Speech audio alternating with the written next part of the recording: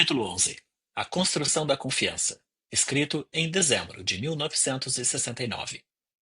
Deveria ser fácil escrever a respeito do estresse próprio da terra-idade, simplesmente porque todos sabem que as crianças muito pequenas necessitam de cuidados contínuos e seguros, pois, caso contrário, não se desenvolvem de forma apropriada.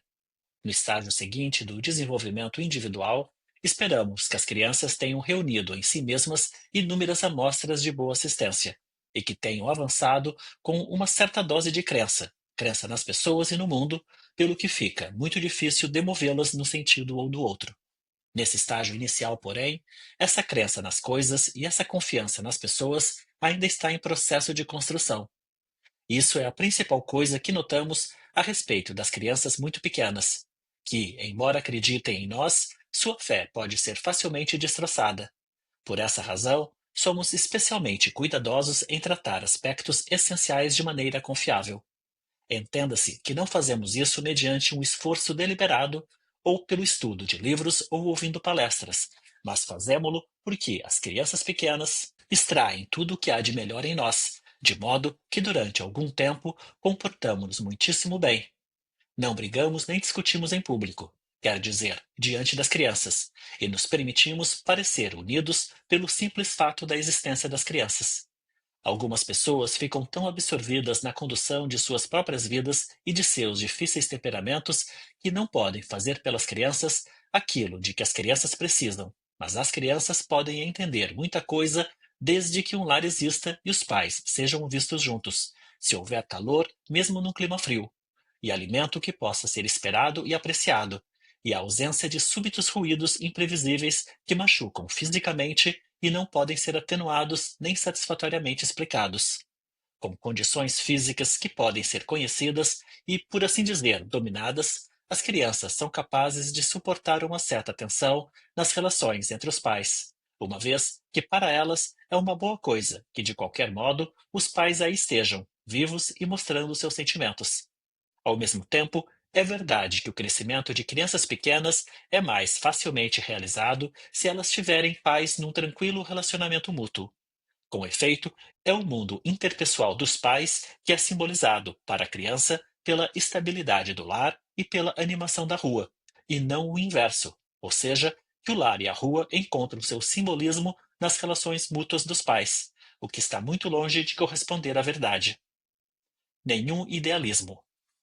Tenho de ser cuidadoso. Ao descrever com tanta desenvoltura o que as crianças muito pequenas necessitam, pode parecer que espero dos pais a impecável conduta de anjos altruístas no mundo ideal, como um jardim suburbano no verão, com o pai cortando a grama, a mãe preparando o jantar dominical e o cão ladrando por cima da cerca para o cão vizinho. Pode-se dizer das crianças, mesmo de bebês, que não são muito boas no tocante à perfeição mecânica. Precisam de seres humanos à sua volta que tenham êxitos e fracassos. Gosto de usar as palavras suficientemente bons. Pais suficientemente bons podem ser usados por bebês e crianças pequenas, e suficientemente bons significa você e eu. Para sermos coerentes e, assim, previsíveis para os nossos filhos, devemos ser nós mesmos. Se formos nós mesmos, os nossos filhos podem passar a conhecer-nos.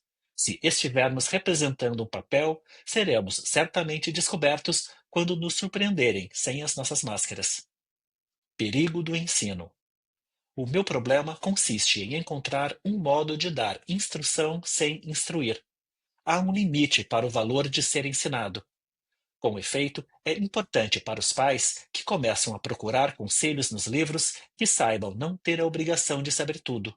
A maior parte das coisas que ocorrem no bebê ou criança pequena, em desenvolvimento, acontecem quer os pais entendam ou não, simplesmente porque a criança possui uma tendência herdada para o desenvolvimento. Ninguém tem de fazer uma criança faminta, irada, feliz, triste, afetuosa, boa ou travessa. Essas coisas simplesmente acontecem. Você já concluiu essa parte da sua responsabilidade e estabeleceu os detalhes das tendências herdadas pelo seu filho quando escolheu um companheiro e um espermatozoide penetrou num óvulo. Nesse momento decisivo, o livro sobre hereditariedade foi fechado, e as coisas começaram a se realizar em função do corpo, da mente, da personalidade e do caráter do seu filho. É uma questão de fisiologia e anatomia. O modo como essas coisas se processam e realizam é extremamente complicado, e se você quiser, podem consumir uma vida inteira num interessante projeto de pesquisa relacionado com o desenvolvimento humano. Contudo, tal trabalho não lhe proporcionará qualquer ajuda com o seu próprio filho que necessita realmente de você. O que saber? O que é, pois, que os pais podem proveitosamente saber? Eu sugeriria que há duas coisas principais a saber: uma relacionada com o processo de crescimento e que pertence à criança, e a outra que se relaciona com o suprimento ambiental e é predominantemente de responsabilidade dos pais. O processo de crescimento. Uma vez que tenha ficado perfeitamente óbvio para os pais que o seu bebê tem uma tendência inegável para viver, respirar, comer, beber e crescer, será uma questão de sensatez partirem, desde o princípio, do pressuposto de que essas coisas são verdadeiras. Ajuda muito saber que os pais nada têm a fazer para transformar seu bebê numa criança pequena, para que a criança cresça boa e asseada, para tornar generosa a criança boa, para tornar sagaz a criança generosa quando tem de escolher presentes certos para a pessoa certa. Se colocarem a uma certa distância, não tardarão em observar o processo de desenvolvimento em ação, e vocês ganham uma sensação de alívio. Vocês iniciaram algo que tem seu próprio dinamismo intrínseco, e estarão procurando os freios. Todos os comentários que faço devem ser modificados pela outra observação, que é esta: não há duas crianças iguais, de modo que vocês podem preocupar-se com a falta de vivacidade de uma criança e o dinamismo de uma outra, mas o princípio central mantém-se em todos os casos, ou seja, que são os processos de desenvolvimento próprios da criança que fazem as mudanças que vocês estão aguardando. Assim, o primeiro princípio útil tem a ver com as tendências inatas que pertencem a cada criança pequena. O meio ambiente. O segundo princípio útil relaciona-se com o lugar especial que você ocupa como meio ambiente e como provedor ambiental. Ninguém tem de provar para você que um bebê necessita de afeto, calor e tratamento suave depois de nascer. Você sabe que isso é verdade. Se alguém duvidar, compete a ele ou ela provar que você está errada. No fim de contas, você também foi bebê e possui lembranças para guiá-la. Além de tudo, o que pode ter aprendido quando observa e participa nos cuidados dispensados a bebês. O ambiente que a mãe fornece é primordialmente ela mesma, a sua pessoa, a sua natureza, as suas características distintas e a ajudam a saber que é ela mesma. Isso inclui, é claro, tudo o que você reúne à sua volta, o seu aroma, a atmosfera que a acompanha e também inclui o homem que resulta ser o pai do bebê e outras crianças, se o casal tem porventura mais filhos, assim como os avós, os tios e as tias. Em outras palavras, não estou fazendo mais do que descrever a família que o bebê vai gradualmente descobrindo, no que se incluem as características do lar que tornam um lar totalmente diferente de qualquer outro lar. Interação. Temos, pois, duas coisas distintas: as tendências inatas do bebê e o lar que você proporciona.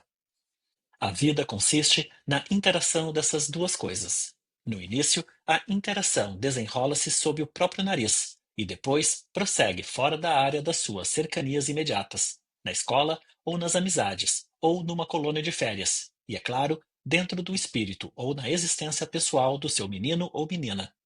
Se assim desejasse, você poderia consumir seu tempo comparando o comportamento de seu filho pequeno com algum modelo que estabeleceu, baseado no modelo de sua própria família ou no modelo transmitido por alguém que você admira.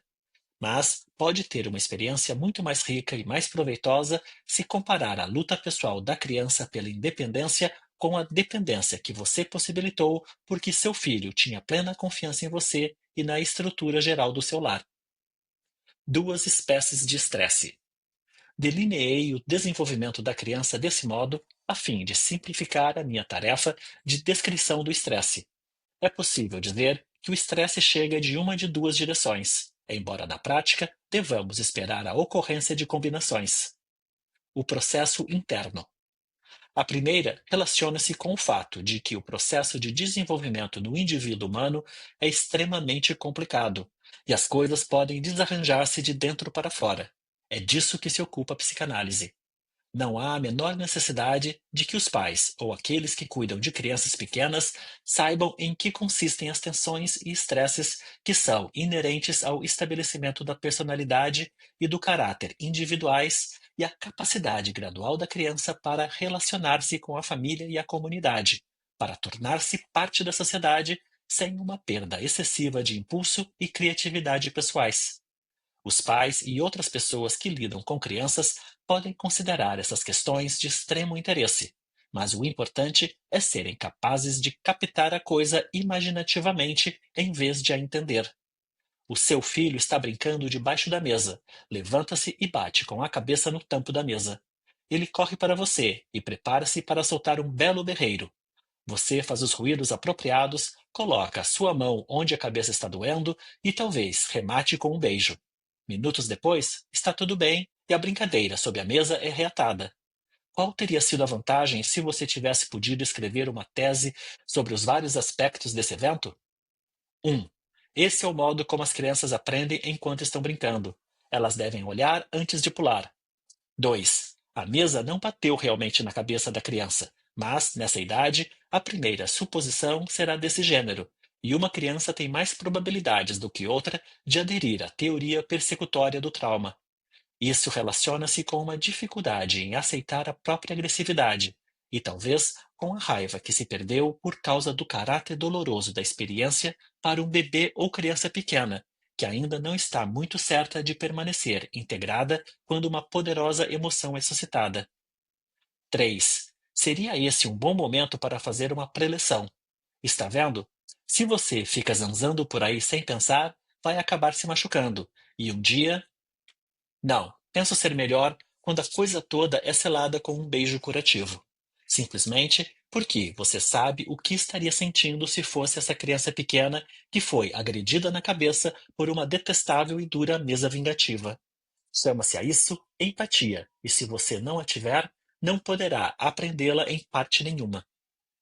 Mas é claro, você poderia ser uma pessoa solitária, e esse golpe na cabeça poderia se converter numa oportunidade providencial para você estabelecer contato com alguém, de modo que você beija e abraça e deita a criança. Fica sentimental.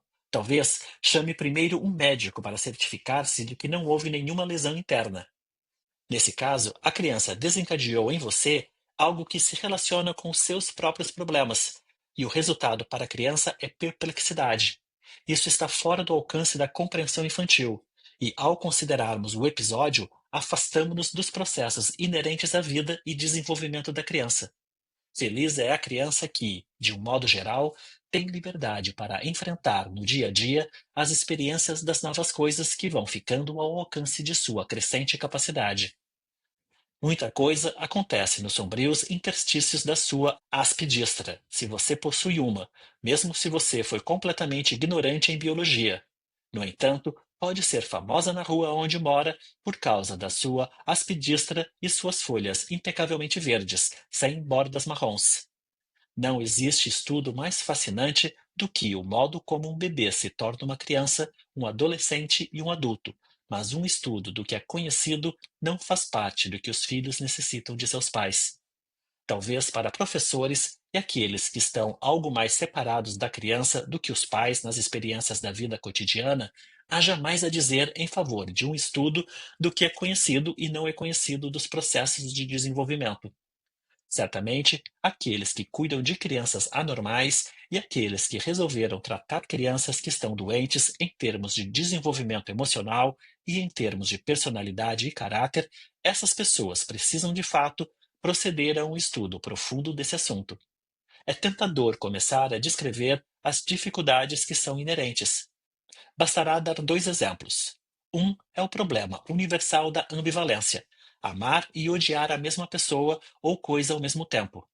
O outro é a experiência, porque cada criança deve passar, em maior ou menor grau, de sentir-se em perfeita harmonia com as pulsões instintivas quando essas se manifestam nos órgãos corporais ou, alternativamente, sentir-se mais à vontade com o sexo oposto ao dela. Existem muitos outros conflitos que vemos os nossos filhos pequenos sofrerem e tentarem resolver. E sabemos que muitas crianças adoecem porque não conseguem encontrar uma solução viável, mas não compete aos pais tornarem-se psicoterapeutas. O suprimento ambiental. O suprimento ambiental contrasta com o funcionamento do processo interno da criança.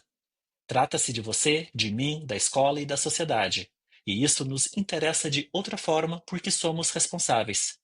Para bebês e crianças pequenas, o suprimento ambiental ou fornece uma oportunidade para que ocorra o processo interno de crescimento, ou então impede que tal aconteça. A palavra-chave poderia ser previsibilidade.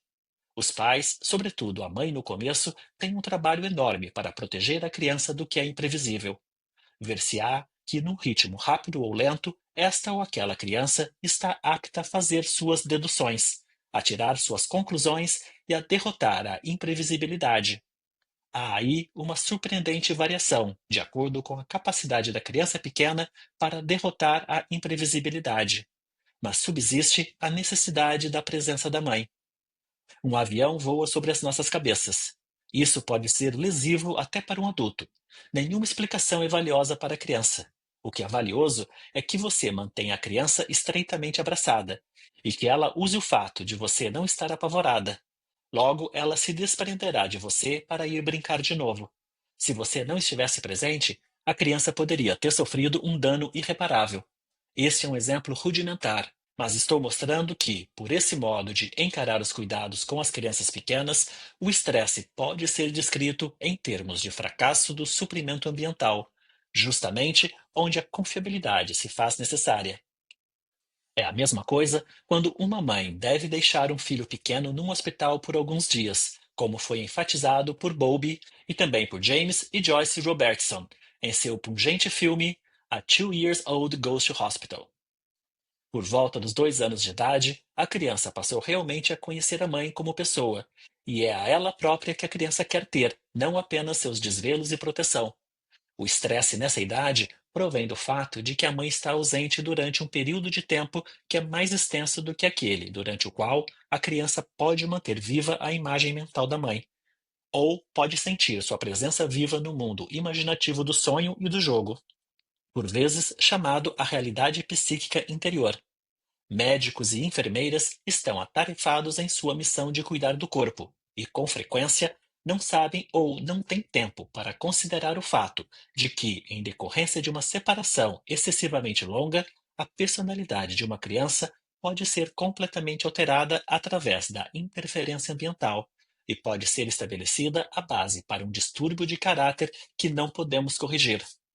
É sempre a mesma coisa. Havia um suprimento ambiental suficientemente bom em termos de previsibilidade, de acordo com a capacidade de previsão da criança. E depois sobreveio uma inconfiabilidade que rompeu automaticamente a continuidade do processo de desenvolvimento da criança. Depois disso, a criança tem uma lacuna na linha entre o agora e as raízes do passado. Tende a haver um recomeço. Muitos desses recomeços resultam num fracasso na criança do sentimento de eu sou, este sou eu existo, sou eu quem ama e odeia, sou eu quem as pessoas veem e que eu vejo no rosto de outro quando ela vem ou no espelho. Os processos de crescimento tornam-se distorcidos porque a integridade da criança foi quebrada. Estudo de fatores ambientais. A minha tendência é mais para jogar água fria sobre a ideia de que os pais devem estudar os processos de desenvolvimento inerentes ao crescimento individual e baseados em propensão hereditárias. Não está tão claro para mim que seja inútil um estudo do suprimento ambiental. Sem dúvida, se as mães sabem que o que elas fazem é de vital importância para os bebês e crianças pequenas, estarão numa posição mais forte para lutar por seus direitos quando é levianamente sugerido que mães e bebês, ou mães e filhos pequenos, deviam ser separados. Isso significa, com frequência, que o bebê será cuidado de forma impessoal. O mundo tem muito que aprender a esse respeito, sobretudo os médicos e enfermeiras que estão primordialmente interessados na saúde e na doença em termos corporais.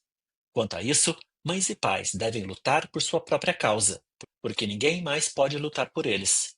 Ninguém mais, na realidade, se importa tanto quanto os próprios pais.